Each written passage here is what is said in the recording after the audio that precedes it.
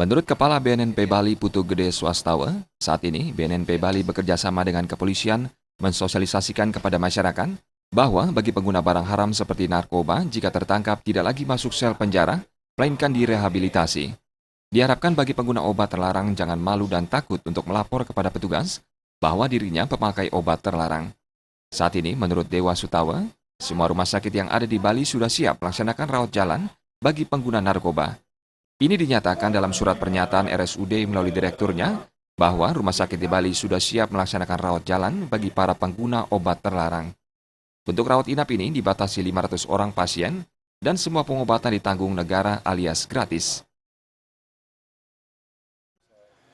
Kita menargetkan itu 50 orang untuk bisa dirawat jalan dia itu gitu. Karena sudah ada asesornya, sudah ada dokter spesialisnya, sudah ada yang merawat dia, psikiaternya sudah siap semua rawat jalan.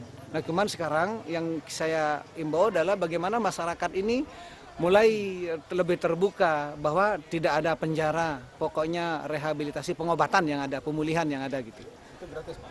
Gratis dibayar negara, dibayar negara. Putu Gede Swastawa menambahkan, saat ini LP narkotika yang ada di Bangli sudah bisa difungsikan.